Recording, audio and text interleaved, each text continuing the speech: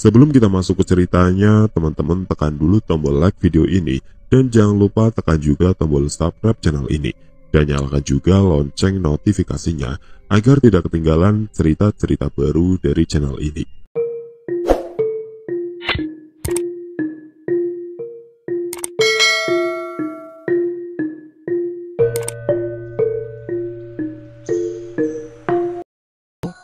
Sesal.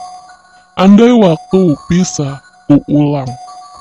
Nah, gimana ceritanya? Langsung saja yuk kita masuk ceritanya. Sekitar pukul 9:30 malam, Risma pun meminta izin untuk pulang. Aku langsung memanggil ojek karena jika kami pulang barengan, pasti akan terlihat oleh warga dan teman di warung pertigaan jalan kampung.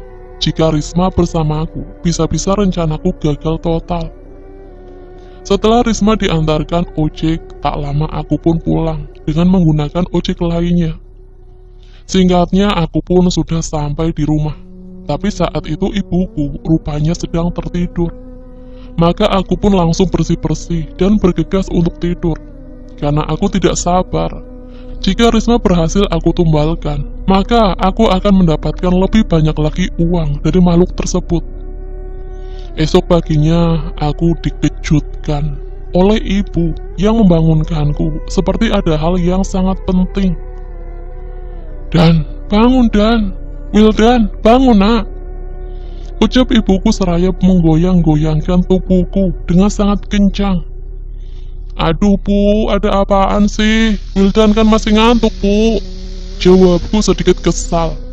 "Cepat bangun nak! Itu di rumah nak Risma, ribut-ribut banyak orang, seperti ada sesuatu," ucap ibu.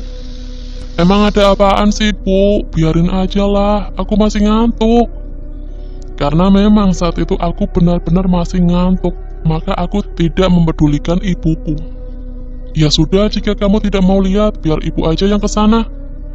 Ibu pun langsung bergegas menuju rumah Risma, dan tak lama berselang ibu kembali membangunkanku dan berkata seperti baru saja melihat sesuatu yang mengejutkan semua warga kami.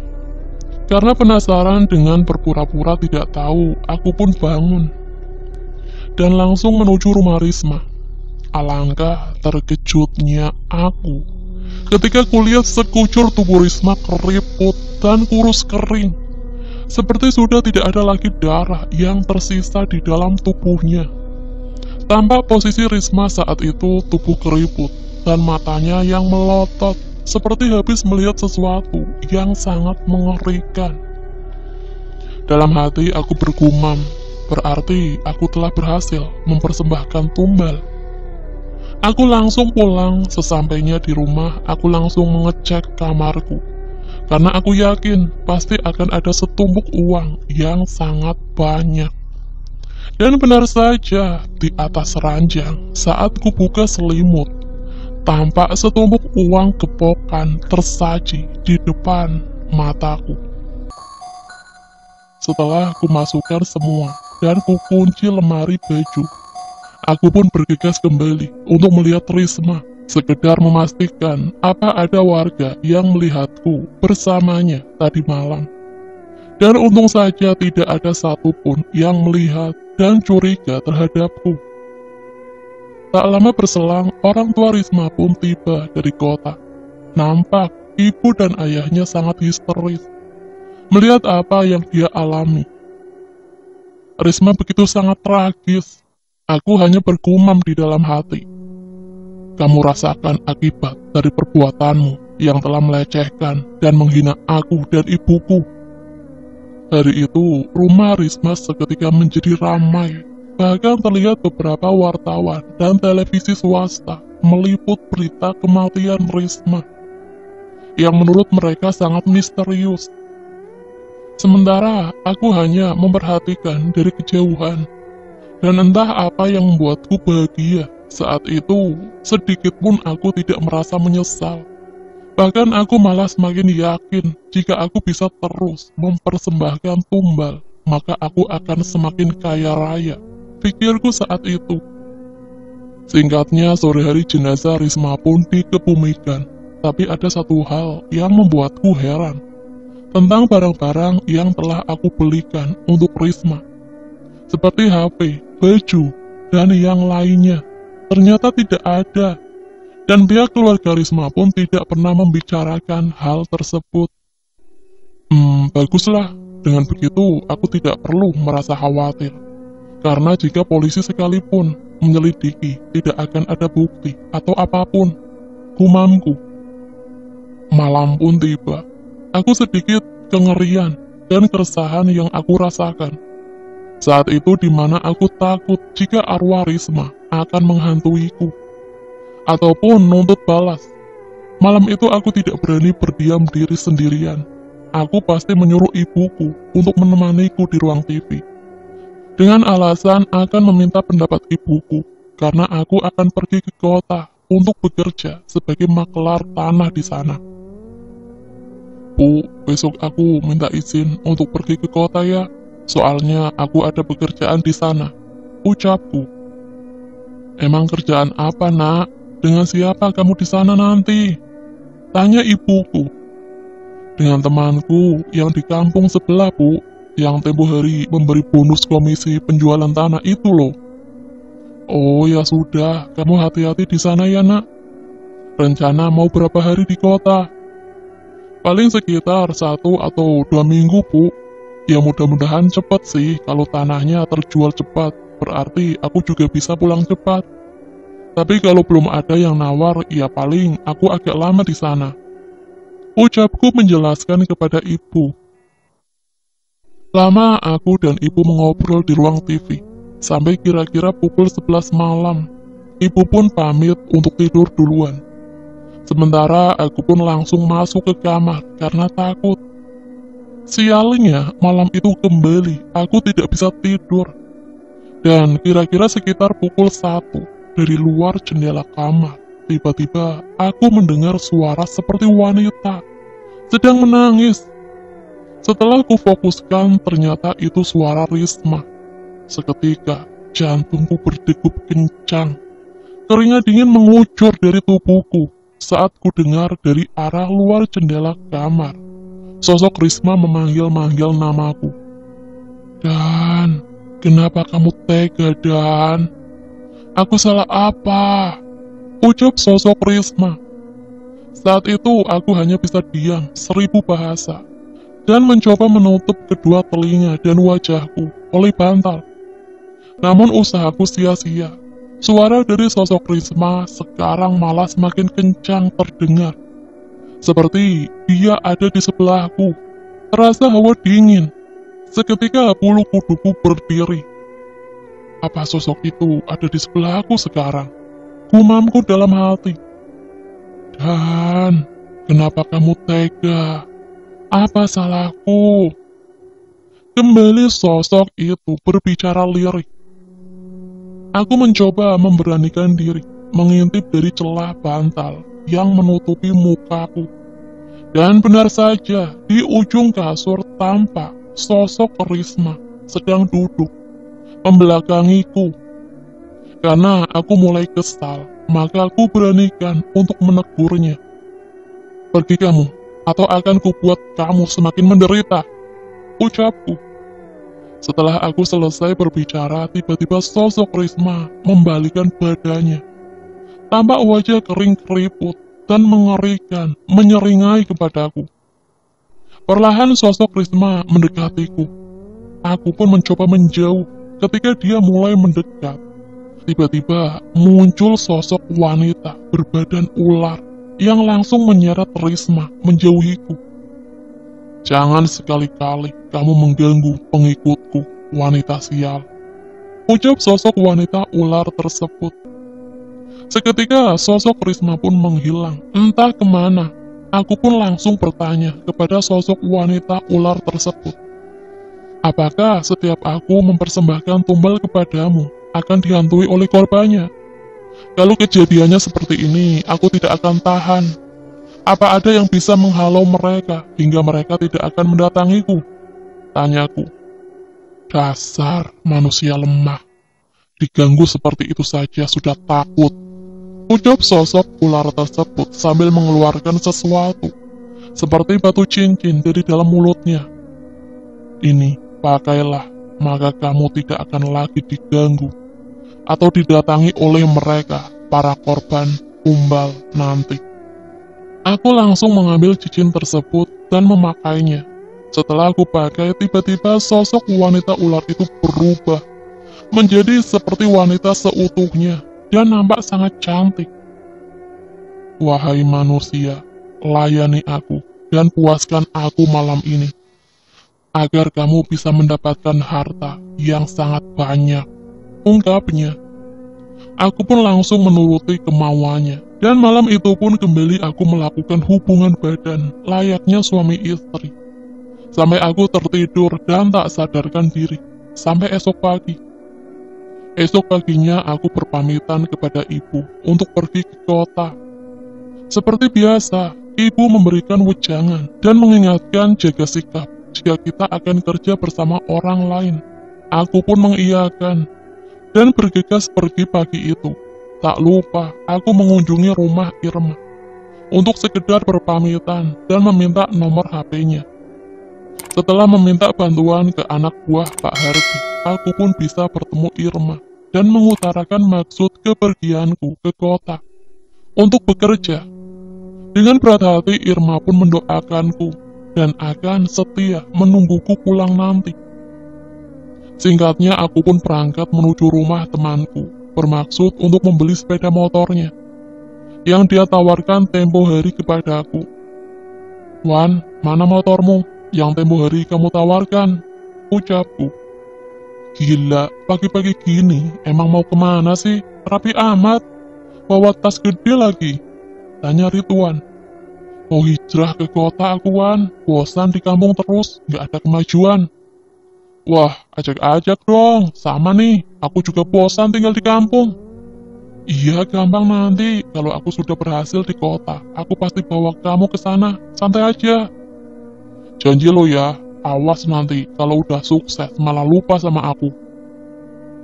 "Enggak lah Wan, kamu kan sahabat aku, susah senang udah kita lewati bareng-bareng, masa aku lupa sih?" "Ya, percaya aku. Ya sudah, tunggu sebentar, aku ambil surat-suratnya dulu ya," ucap Ridwan. Sekitar 10 menit, Ridwan pun keluar dari rumahnya, sembari membawa motor beserta surat-suratnya. "Nih Dan, ini STNK-nya, dan ini BPKB-nya, silakan diperiksa dulu." "Ah sudahlah, aku percaya kamu kok, yang penting motornya sehat aja, nggak mogok-mogok." "Wih, tenang, motor ini mah dijamin gak bakal nyusahin sob."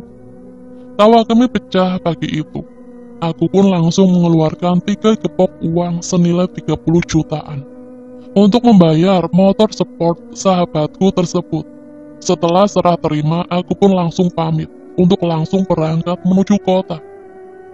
Sesampainya di kota kira-kira pukul 12 siang, aku langsung mencari kosan atau rumah kontrakan untuk sementara, sambil nanti mencari rumah atau ruko untuk membuka usaha. Tak lama aku menemukan lokasi rumah kontrakan yang agak besar dan sudah terdapat tempat untuk toko. Ku hampiri tempat tersebut untuk mencari tahu siapa pemilik dari kontrakan tersebut. Dan ada seorang bapak-bapak, sepertinya dia pemilik kontrakan, dan aku pun langsung menghampirinya. "Selamat siang Pak, maaf mau tanya, apa Bapak pemilik rumah kontrakan ini?" "Siang juga A, saya hanya penjaganya saja. Kalau pemilik rumah kontrakan ini yaitu Bu Rima. Apa mau saya panggilkan A?" jawabnya. "Oh boleh Pak, maaf ya Pak merepotkan." "Tidak apa-apa A, sudah tugas saya kok," jawab bapak tersebut sambil berlalu menuju belakang rumah kontrakan itu. 15 menit berselang, tampak bapak tadi kembali bersama seorang wanita cantik. Kisaran umur 32 tahunan lah. "Ini Bu Rima A, pemilik kontrakan ini," ucap bapak tadi. "Saya Risma, pemilik kontrakan ini. Ada yang bisa saya bantu A?" ucap Bu Rima seraya berkenalan denganku. "Saya Wildan Bu, ini saya mau tanya-tanya soal kontrakan ini, siapa tahu cocok Bu." Jangan panggil ibu dong, A. Kesannya saya tua banget gitu ya. Ujar Bu Rima sambil tertawa. Oh maaf Bu, Teteh. Saya panggilnya apa dong ya? Panggil Teteh aja, A. Siap Bu, Teh. Jawabku sambil tersenyum. Mari silahkan lihat-lihat dulu, A. Ujar Teh Rima sambil membuka kunci kontrakan dan mempersilahkanku masuk untuk melihat-lihat. Aku mulai mengitari dan melihat-lihat rumah tersebut, di mana terdapat 2 kamar tidur, ruang tamu, ruang keluarga, dan dapur yang sangat luas. Dengan konsep modern, dan dari ruang keluarga ngeblong langsung ke dapur. Rumah yang cukup bagus dan nyaman, gumamku dalam hati. Mari A, kita lihat ke depan ya. Kami berjalan ke ruangan depan yang ternyata itu bisa difungsikan sebagai toko. Dengan ruangan ukuran 5x5 meter, cukup pas lah untuk ukuran sebuah toko atau warung. Lanjut ke samping terdapat garasi yang pintunya nyambung ke ruang keluarga. Singkatnya, setelah berkeliling dan melihat-lihat, aku pun langsung menanyakan harga sewa kontrakan tersebut. Ternyata sistem sewanya per tahun. Setelah deal, aku pun memutuskan untuk mengontrak di rumah tersebut yang langsung dibersihkan oleh bapak penjaga tadi, yang mana namanya Kang Danu. Aku pun pamit kepada Teh Rima untuk membeli perlengkapan dan barang-barang, karena aku dari kampung hanya membawa 3 buah baju saja. Sesampainya di pasar, aku langsung membeli semua perlengkapan untuk membuka toko dan membeli beberapa alat elektronik lainnya. Tak lupa, aku pun mengunjungi toko pakaian dan membeli kasur dan lemari. Tak terasa waktu sudah sore hari. Aku pun kembali ke rumah kontrakan bersama mobil yang mengangkut barang-barang yang sudah kubeli tadi. Sesampainya di kontrakan, barang-barang pun langsung diturunkan dengan dibantu oleh Kang Danu. Saat menurunkan barang, Teh Rima menghampiriku dan bertanya, "Wah, hebat si AA, baru pindahan langsung beli barang-barang. Emang si AA dari mana? Emang pindahan nggak bawa apa-apa gitu, A? Terus istri A Wildan kok nggak diajak?" Tanya Teh Rima. "Ah, saya belum nikah, Teh. Saya dari kampung, pengen belajar usaha di kota. Kebetulan saya seorang maklar tanah, jadi biar gampang kalau tinggal di kota. Lagian kan saya nggak tiap hari ada tanah yang dijual, jadi ya sambil buka warung lah Teh," ucapku. "Oh belum nikah, saya kira udah A." "Oh iya Teh, maaf. Dari siang tadi saya tidak lihat suami Teteh, apa beliau belum pulang kerja?" Tanyaku. "Aku janda A, tapi belum punya anak. Suami Teteh meninggal 2 tahun yang lalu karena sakit," jawab Teh Rima dengan mata yang berkaca-kaca. "Aduh, maaf ya Teh, saya nggak tahu, kirain suami Teteh masih ada. Sekali lagi maaf ya Teh," ucapku karena tidak enak. "Iya A, udah nggak apa-apa kok.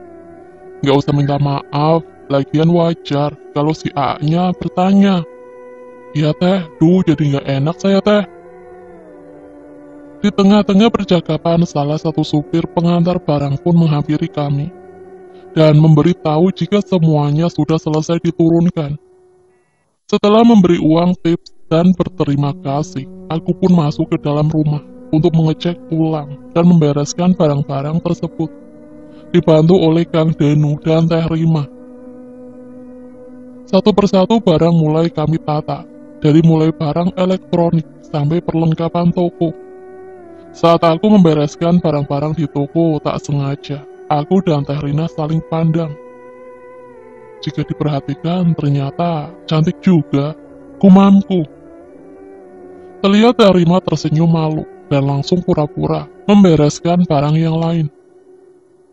Sedikit gambaran tentang Teh Rima, mempunyai badan yang langsing, tinggi sekitar 160 cm, kulit yang sangat putih, dan rambutnya yang berwarna hitam panjang, terlihat sangat cantik. Bahkan Teh Rima lebih cantik dibandingkan Irma, pacarku di kampung. Kok jadi ngomongin Teh Rima sih? Singkatnya kami pun selesai membenah dan tampak semuanya sudah rapi.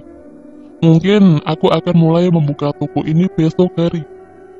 Setelah semuanya selesai, aku pun menyuruh Kang Danu untuk membeli makan kami bertiga. Sementara aku dan Teh Rima membereskan dan menata barang elektronik di dalam rumah. Saat itu Teh Rima kembali bertanya seputar keluargaku. Maaf A, di kampung AA tinggal sama siapa? Saya cuma berdua sama ibu Teh, karena ayah saya sudah meninggal sejak saya masih kelas 5 SD. Saya anak satu-satunya, tidak punya kakak ataupun adik. Jawabku.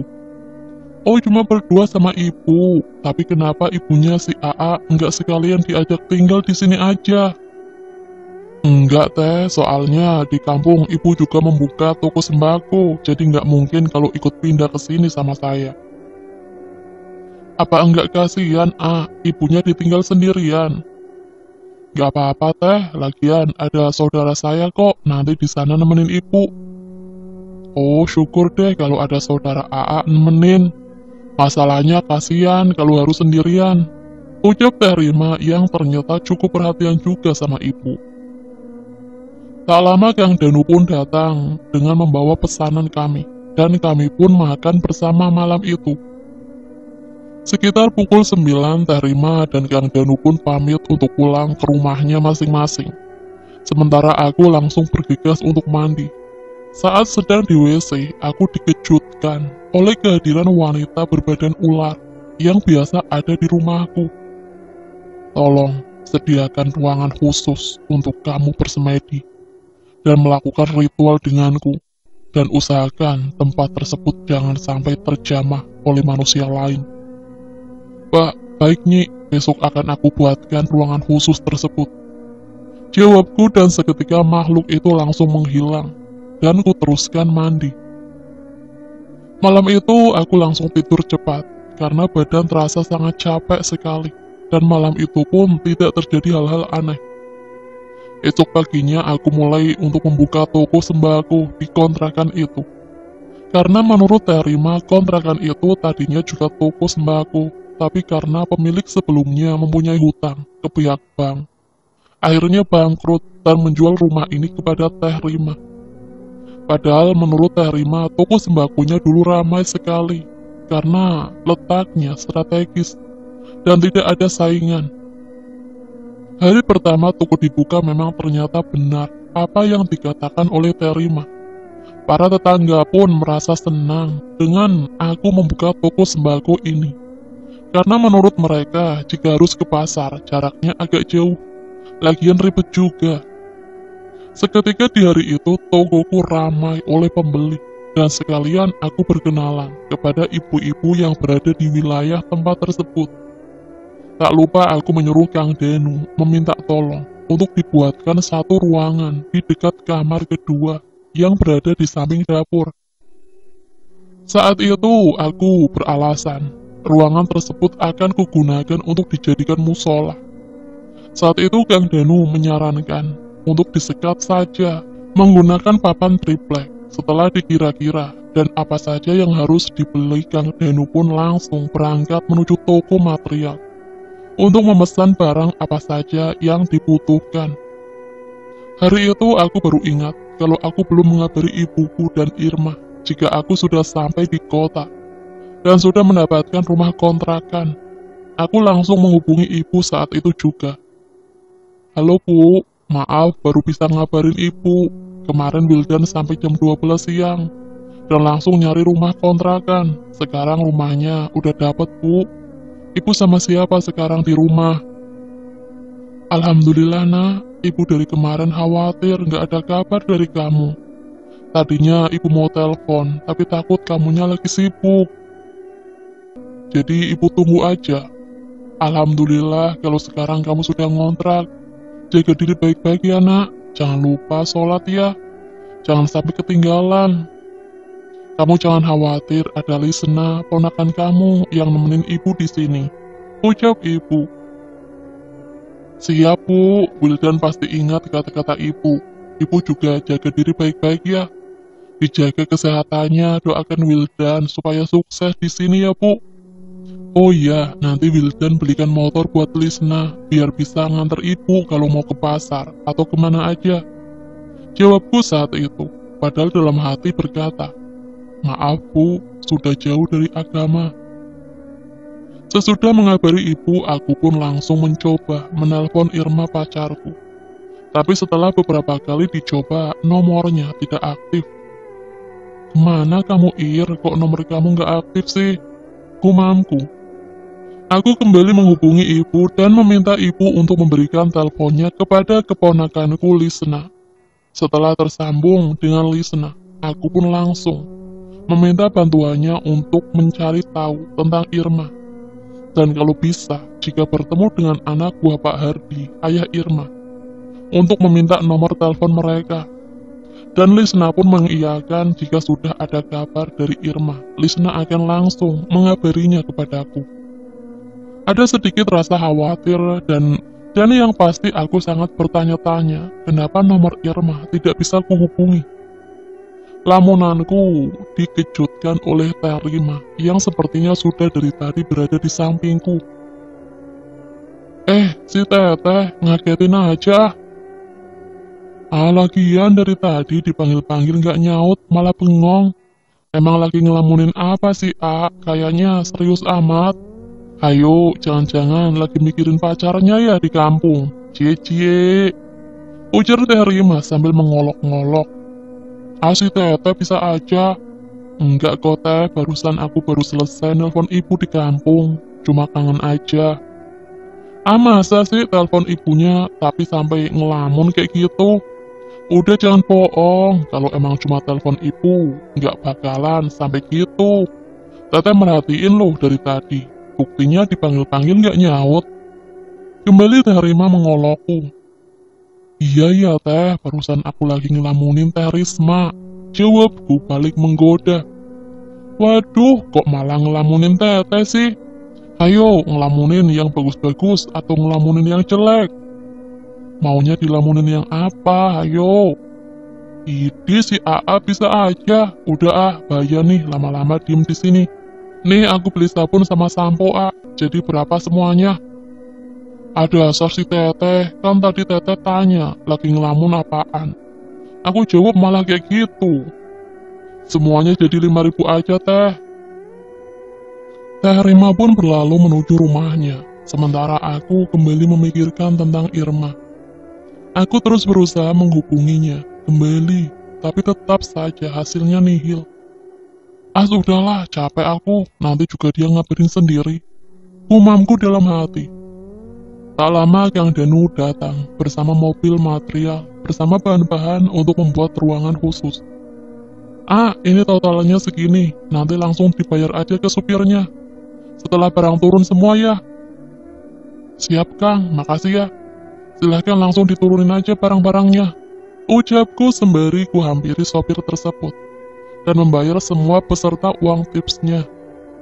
Setelah selesai, Kang Danu langsung mengerjakan tugasnya, membuat ruangan untukku. Dan hari itu pun toko lumayan ramai, jadi aku tidak terlalu memikirkan tentang Irma. Tidak terasa jam pun sudah menunjukkan pukul 5 sore, di mana Kang Danu pun sudah selesai dengan pekerjaannya. Sudah selesai ruangannya, saya izin pamit pulang ya. Ucap Kang Danu. Oh iya Kang, terima kasih ya. Jawabku sembari memberi uang 300.000 untuknya. Wah, kebanyakan ini Ucap Kang Danu sambil memberikan kembali uang 200.000 kepadaku. Sudah Kang, tidak apa-apa, saya ikhlas kok. Anggap saja itu bonus dari saya. Terima kasih banyak ya nanti kalau ada perlu apa-apa, jangan sungkan panggil saya aja. Saya siap 24 jam. Siap Pak, sama-sama. Salam buat anak istri ya. Ucapku, dan Kang Danu pun pamit pulang. Saya mengecek ke dalam untuk melihat ruangan tersebut. Alangkah senangnya aku saat itu karena ruangan tersebut sesuai dengan apa yang saya inginkan. Karena saya pikir ruangan tersebut kecil, tapi lumayan agak besar juga. Kunyalakan semua lampu rumahku dan kembali menuju ke toko. Tak lama azan maghrib berkumandang. Ada sedikit keresahan di dalam hatiku saat itu. tak kala di mana hati kecilku rindu akan ibadah sholat. Tapi jika aku kembali menunaikan sholat, aku tak ingin semua yang telah aku miliki seketika menghilang. Saat itu aku sadar jika diriku telah jauh dari Tuhan dan agama. Tapi di sisi lain, aku tak ingin kembali hidup sengsara. Selang 30 menit, Teh Rima kembali ke toko bersama seorang anak kecil. Wah, kebetulan nih, Teh. Kenapa emang, A? Aku minta tolong boleh nggak, Teh? Minta tolong apa, A? Aku minta tolong jagain toko aku sebentar ya, soalnya aku belum mandi nih. Singkat cerita, aku pun sudah selesai mandi dan kembali lagi ke toko. Makasih ya, Teh, udah mau nungguin tokonya. Iya, sama-sama. Dan Teh Rima pun pergi. Tak lama HP-ku berdering, ternyata ada telepon dari ibuku. Halo, Bu. Halo, A, ini Lisna. Ternyata keponakanku yang menelpon. Iya, Lis, ada apa? Gini, A, aku dapat kabar tentang Teh Irma. Oh iya, gimana? Irma, apa kabar, Lis? Kamu ketemu sama Teh Irmanya kah? Tanyaku. Enggak, A, Lisna enggak ketemu. Tapi Lisna tadi siang ketemu sama anak buahnya Pak Hardi. Terus apa kata mereka? Kata Kang Eman, salah satu anak buahnya Kang Hardi, Teh. Kenapa HP Teh Irma nggak aktif? Karena HP-nya disita sama Pak Hardi. Ya ampun, parah banget sih tuh tua bangka. Terus apa lagi kata Kang Eman? Tanyaku semakin penasaran. Tapi AA janji sama Lisna ya, AA harus kuat dan jangan sedih. Ucap Lisna. Iya, apa? Cepet ngomong. Emang ada apa, Lis? Ya sudah, gini kata Kang Eman sih, Teh Irma dijodohin sama anak temennya Pak Hardi, yang di kampung sebelah itu loh anaknya tuan tanah si Jafar. Mendengar keterangan dari Lisna, seketika hatiku menjadi panas. Ingin rasanya saat itu juga aku pulang menemui Irma, dan ngamuk di rumah Pak Hardi.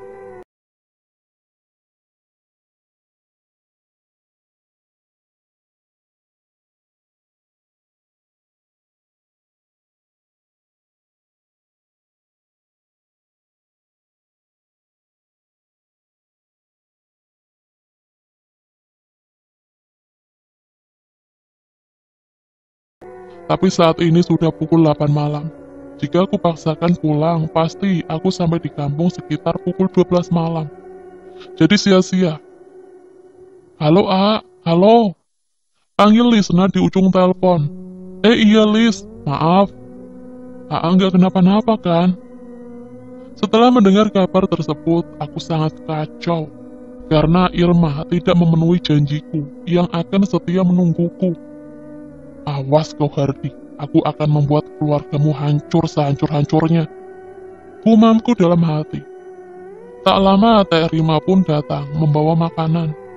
Karena suasana hatiku saat itu sedang kacau, aku putuskan untuk menutup cepat tokoku. Dan berpamitan untuk istirahat kepada Teh Rima malam itu. Sempat Teh Rima menanyakan ada apa denganku. Tapi aku pura-pura sedang tidak enak badan. Malam itu perasaanku resah, tak karuan. Ingin rasanya malam itu aku pulang dan menemui Irma, tapi aku tahu itu tak mungkin. Lama aku berpikir, tiba-tiba wanita berbadan ular kembali hadir dan menanyakan apa yang aku mau dengan keadaan seperti ini. Aku tahu yang kau pikirkan, wahai manusia. Katakan saja padaku, apa maumu saat ini? Maka akan kuwujudkan malam ini juga. Entahlah Nyi, pikiranku sedang kacau mendengar Irma pacarku akan melangsungkan pernikahan minggu depan. Ucapku, buat apa kamu memikirkan orang yang tidak menghargai perasaanmu? Lihat dirimu sekarang, kamu punya segalanya. Bahkan sebentar lagi kamu akan memiliki harta yang jauh lebih banyak jika kau memberikanku tumbal. Apa? Tumbal? Bukankah perjanjiannya aku memberimu tumbal setiap malam Jumat di minggu keempat? Apa kamu sudah lupa, Nyi? Iya, aku tahu itu. Dan aku tak akan mungkin lupa. Tapi melihatmu seperti ini, maka akan kuberikan Oke teman-teman, lebih dari sekian yang untuk kamu cerita inginkan. kali ini. Aku Bagaimana tidak menurut meminta kalian tentang tumbal kisah seorang ini? gadis Tulis kalian, komentar tapi kalian aku di kolom ingin komentar. membantumu Dan bagi teman-teman melenyapkan yang baru ayah bergabung, pacarmu jangan sendiri. lupa untuk like, Bukankah komen, itu yang menjadi share, penghalang serta untuk subscribe kalian channel ini. berdua? Dan Ya aku nantikan paham nih, kisah-kisah tapi horor apakah lainnya. bisa aku Wassalamualaikum menumbalkannya warahmatullahi sementara aku masih di wabarakatuh. sini?